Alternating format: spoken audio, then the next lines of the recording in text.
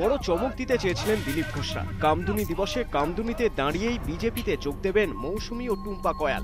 সেই লক্ষ্যে কামদুনি থেকেই বিস্তারক যাত্রা শুরুর কৌশল নেওয়া হয়। কিন্তু মাহালি দম্পতির মতো এখানেও আশাভঙ্গ।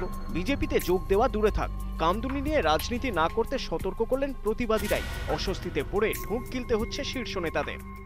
এখানে কোনো সভা ছিল না, এটার প্রতীক ছিল যে কামদুনি যাতে পশ্চিমবাংলায় না হয়। কামদুনিতে মৌসুমী টুম্পার বিজেপিতে যোগ দেবে এরকম একটা কথা বলা হচ্ছিল, তো সেই ধরনের কিছু আমরা বলিনি যে ওরা যোগ দেবে।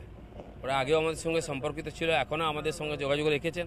আজকে আমরা ওদের বাড়িতে গেছি, যেহেতু ওরা কামদুনি যে ঘটনা, কামদুনি আন্দোলনের ওরা মুখ ছিল, সেই জন্য তাদেরকে আমরা সম্মান জানাতে, তাদেরকে সাহস যোগাতে আমরা গেছিলাম।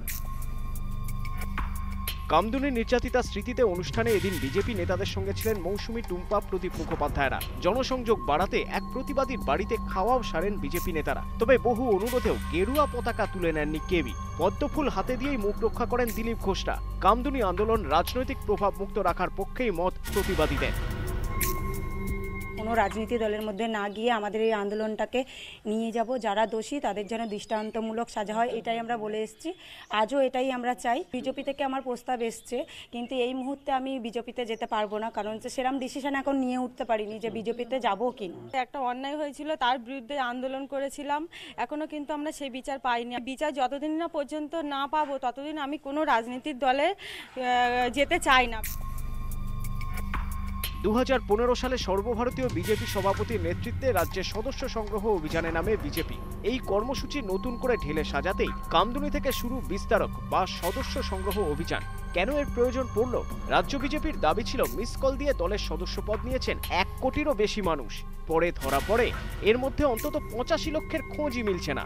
প্রকৃত সদস্য বাড়াতে সরাসরি প্রচার শুরুর সিদ্ধান্ত হয়। কামদুনি অস্ত্র ব্যবহার করে প্রথমেই সেই প্রচারকে তুঙ্গে নিয়ে যাওয়ার পরিকল্পনা হয়। প্রথমেই তা মুখ থুবড়ে পড়ায় প্রশ্ন উঠছে বিস্তারক কর্মসূচির ভবিষ্যৎ নিয়েই।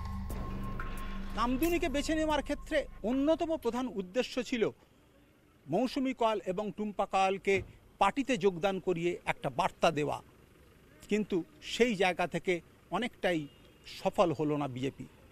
ক্যামেরায় শেখ রনির সঙ্গে অরূপ দত্ত, ইটিভি নিউজ বাংলা, কলকাতা।